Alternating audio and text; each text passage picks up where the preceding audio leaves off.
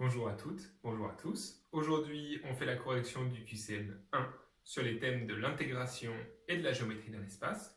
Il y a 10 questions, je vais proposer des réponses et des manières de répondre.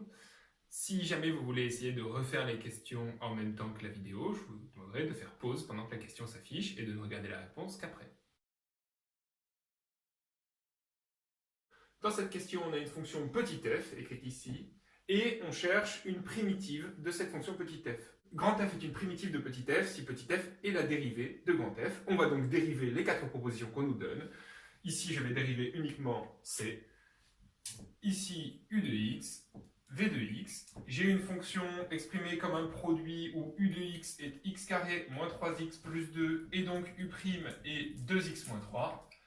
J'ai v de x, la fonction exponentielle de moins x, et donc v' qui est la dérivée de ce qui est à l'exposant, c'est-à-dire moins 1 exponentielle de moins x. Et donc, grand f' va être égal à uv', c'est-à-dire x carré moins 3x plus 2 exponentielle de moins x, avec un moins devant, puisqu'ici j'ai un moins, plus vu', c'est-à-dire 2x moins 3 exponentielle de moins x. Je factorise par exponentielle de moins x. Et j'ai donc moins x carré plus 3x moins 2 plus 2x moins 3. Et donc finalement, moins x carré plus 5x moins 5 exponentielle de moins x, en factorisant par moins 1, je retrouve bien la première forme. Dériver une fonction nous prend environ 1 minute et demie. On a le temps de dériver les quatre fonctions. Pour la question 1, la bonne réponse est la réponse C. On a une intégrale, l'intégrale d'une fonction quotient, une fonction quotient qui ne rentre pas dans nos formules classiques de primitives, mais on peut remarquer quelque chose, c'est que c'est aussi l'intégrale de 1 à 2 de t carré plus t plus 1, et au dénominateur en factorisant par t, on va avoir t carré plus t plus 1 qui va apparaître. J'ai envie de simplifier par t carré plus t plus 1. Entre 1 et 2, c'est la somme de trois termes strictement positifs. C'est donc un ensemble strictement positif, et donc différent de 0. Si c'est différent de 0, je peux simplifier par t carré plus t plus 1. Et j'ai donc l'intégrale de 1 à 2 de 1 sur t dt. Or, 1 sur t, je sais primitiver, théorème fondamental de l'analyse, ça me donne la fonction ln de t, calculée en 2 moins calculée en 1, c'est-à-dire ln de 2 moins ln de 1, et on sait tous que ln de 1, ça fait 0. On a donc un total de ln de 2. C'est donc la réponse petit a qu'il fallait donner. Pour la question 2, la bonne réponse est la réponse A. On a ici une fonction grand f qui est définie comme l'intégrale de 0 à x d'une fonction sous le signe intégral. Pour étudier cette fonction, ce dont on va avoir besoin pour répondre aux quatre questions qui sont très différentes, on va dériver la fonction grand f avec le théorème fondamental de l'analyse qui nous dit que sa dérivée est donc x carré moins 5x plus 6, ce qui est aussi égal à x moins 2, x moins 3. On va essayer d'en faire le tableau de signes afin d'en tirer le tableau de variation de la fonction f.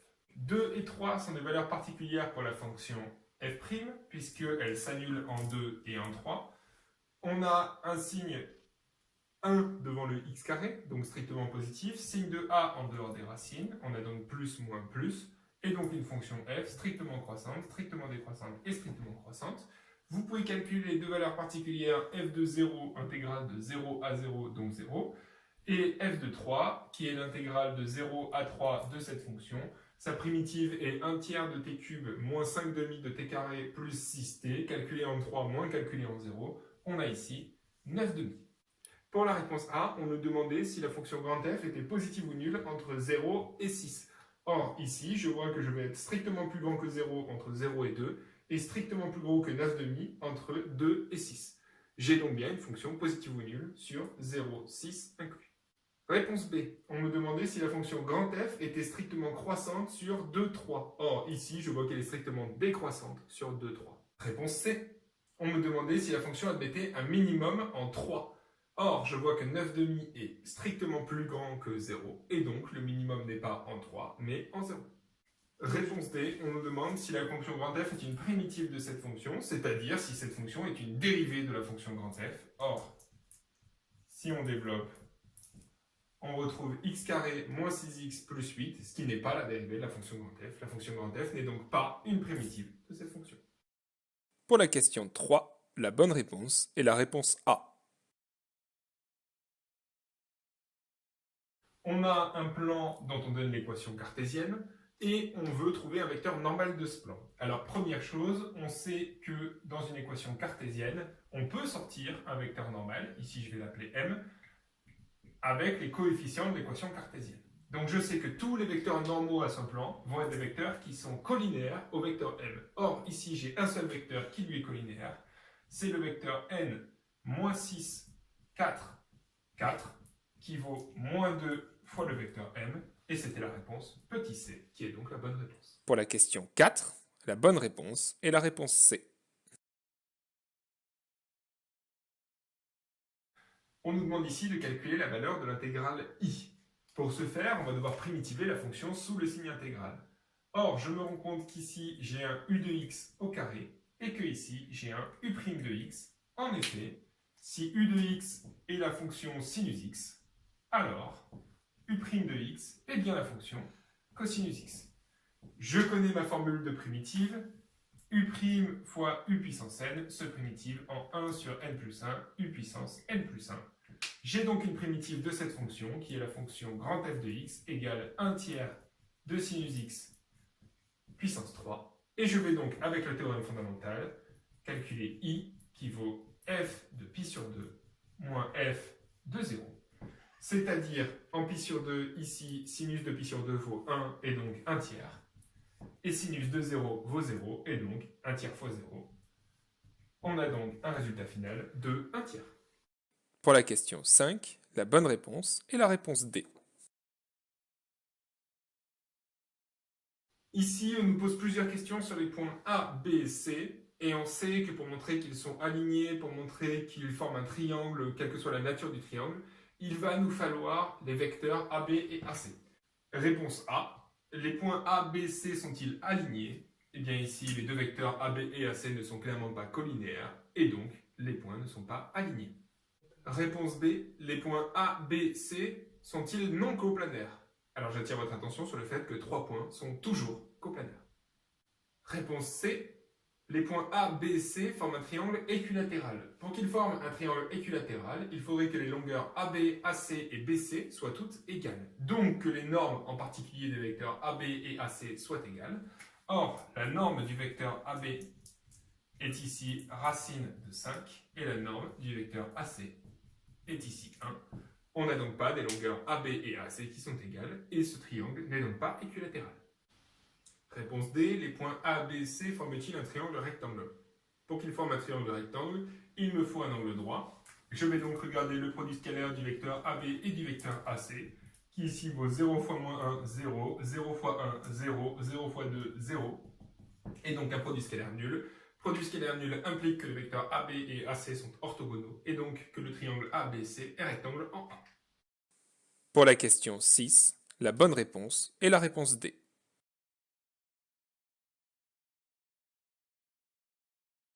On a ici un plan P d'équation cartésienne x plus y plus z moins 3 égale 0 et une droite D qui passe par le point A de coordonnées 1, 1, 1 et qui a pour vecteur directeur le vecteur u 1, moins 2, 1. On veut connaître la position relative de cette droite et de ce plan. Première chose qu'il va falloir faire, essayer de déterminer si cette droite est parallèle ou potentiellement incluse dans le plan en vérifiant si u est un vecteur du plan P. Pour faire ça, on va avoir besoin du vecteur normal n au plan P, qui va avoir pour coordonnées 1, 1, 1, et on va devoir vérifier si u est un vecteur orthogonal au vecteur n, en faisant le produit scalaire par exemple.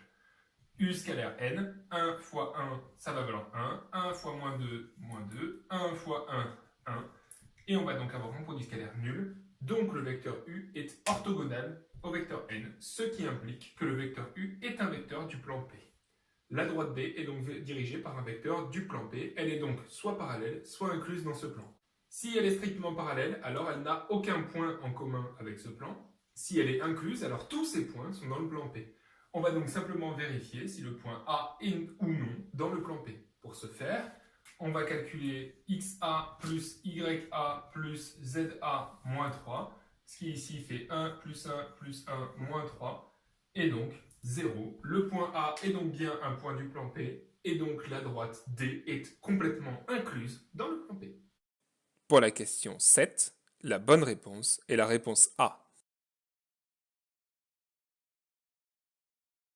On a deux plans, P1 et P2, dont on donne les équations cartésiennes, et on veut savoir quelle est la position relative de ces deux plans. Première chose à vérifier, est-ce que ces deux plans sont parallèles, strictement parallèles, inclus l'un dans l'autre? C'est-à-dire qu'il va nous falloir les vecteurs N1, 2, 1, 1 normal au plan P1 et N2, moins 4, 2, moins 1 normal au plan P2, et vérifier si ces deux vecteurs sont collinéaires l'un à l'autre. Alors pour ce faire, N1 égale K N2. À combien devrait être égal K? Eh bien, première équation, j'ai 2 qui vaut moins 4K, 1 qui vaut 2K et 1 qui vaut moins K. Je devrais donc avoir K qui vaut moins 1. Or, K qui vaut moins 1 ne fonctionne dans aucun des deux cas supérieurs. Je n'ai donc pas de solution à ce système. Il n'existe donc pas de K tel que N1 soit égal à K N2, et donc ces deux vecteurs ne sont pas collinéaires. De ce fait, les plans P1 et P2 ne peuvent pas être strictement parallèles ou confondus l'un à l'autre. Ils sont donc nécessairement sécants, et deux plans sont toujours sécants en une droite. Pour la question 8, la bonne réponse est la réponse B. On a trois points A, B, C, tels que le vecteur AB, le vecteur AC et ses coordonnées, et on veut calculer la valeur de l'angle BAC. On a une seule formule dans le cours qui fait intervenir un angle, c'est la formule du produit scalaire, et on a deux manières de calculer ce produit scalaire. AB scalaire AC avec la formule des coordonnées 0 fois moins 1, 0, 1 fois moins 1, moins 1, 1 fois 0, 0, donc un produit scalaire de valeur moins 1. Deuxième formule sur le produit scalaire, celle qui fait intervenir l'angle, on a AB scalaire AC qui vaut la norme du vecteur AB fois la norme du vecteur AC fois le cosinus de l'angle orienté AB AC. Or, cosinus étant une fonction paire, que ce soit l'angle orienté ABAC ou ACAB n'a aucune importance, c'est donc l'angle général BAC pris en valeur positive. Racine de 2 fois racine de 2 fois cosinus BAC. Ici, je ne regarde plus le signe de l'angle, uniquement sa valeur. Et donc, j'ai cosinus de BAC en reliant ces deux équations qui vaut moins 1 divisé par racine de 2 fois racine de 2, c'est-à-dire 2. Donc, moins 1,5. Je n'ai que deux angles sur le cercle trigonométrique qui ont un cosinus de moins 1,5. Il s'agit des angles 2π sur 3 et moins 2π sur 3. Ici, je regarde un angle général de valeur positive. Et j'ai donc l'angle BAC qui vaut 2π sur 3. Pour la question 9, la bonne réponse est la réponse B. On a une fonction grand F qui est définie comme l'intégrale de x à 0 de t plus de dt pour tout x appartenant à R. Et je veux savoir plusieurs choses sur sa fonction, donc je vais devoir dériver cette fonction, faire son tableau de variation pour essayer d'avoir le maximum d'informations. Première chose ici à remarquer, c'est que la fonction grand F, je ne peux pas la dériver comme ça, d'accord? Mon théorème fondamental, il me dit que je dois aller d'une constante vers x. Il va donc d'abord falloir que j'écrive que c'est moins l'intégrale de 0 à x, t plus 2, dt. Et donc, sa dérivée, d'après le théorème fondamental, sera moins la fonction sous le signe somme, c'est-à-dire moins x plus 2, et donc moins x moins 2. Je vais donc essayer d'en faire le tableau de signes pour tirer de ça le tableau de variation de la fonction grand f. Je fais donc le tableau de signes de la fonction f' qui a une valeur particulière quand je prends x qui vaut moins 2. En moins 2, ça va valoir 0. Coefficient directeur négatif, fonction affine, c'est donc décroissant. Décroissant, je vais donc des positifs vers les négatifs. Et donc la fonction grand f est strictement croissante, puis strictement décroissante. Réponse A, la fonction grand f est-elle strictement croissante sur moins 2 plus l'infini? D'après mon tableau de variation, je vois qu'elle est strictement décroissante sur moins 2 plus l'infini. Réponse B, la fonction f est-elle positive ou nulle sur moins 2, 0? Pour ce faire, je vais avoir besoin de la valeur éventuellement en moins 2 et de la valeur en 0. Commençons par la valeur en 0. Grand f de 0, c'est l'intégrale de 0 à 0 de t plus 2. Et donc, c'est 0. J'ai donc dans mon tableau de variation 1, 0. Ma fonction étant strictement décroissante sur moins 2, 0, je sais aussi qu'elle va être positive ou nulle sur moins 2, 0. Réponse C, ma fonction grand F est-elle positive ou nulle sur 0, 2? Je vois qu'en 0, elle a une valeur de 0. Donc en 2, elle va avoir une valeur inférieure à 0 puisqu'elle est strictement décroissante sur moins 2 plus l'infini, donc en particulier sur 0,2, et donc elle est négative ou nulle sur 0,2. Réponse D, est-ce que la fonction grand F est une primitive de la fonction x plus 2? Ici, il y a un piège. Si j'avais eu l'intégrale de 0 à x de t plus 2, aucun problème avec le théorème fondamental de l'analyse, j'aurais bien eu une primitive de x plus 2. Mais ici, comme j'ai un moins qui apparaît pour pouvoir placer le x en haut de l'intégrale, c'est une primitive de la fonction moins x moins 2 et certainement pas de la fonction x plus 2. Pour la question 10, la bonne réponse est la réponse B. Merci d'avoir suivi ce corrigé du QCM 1. J'espère que ça vous aura appris 2-3 choses sur les intégrales et la géométrie dans l'espace. Et s'il vous reste des questions, vous pouvez les poser sur le Discord.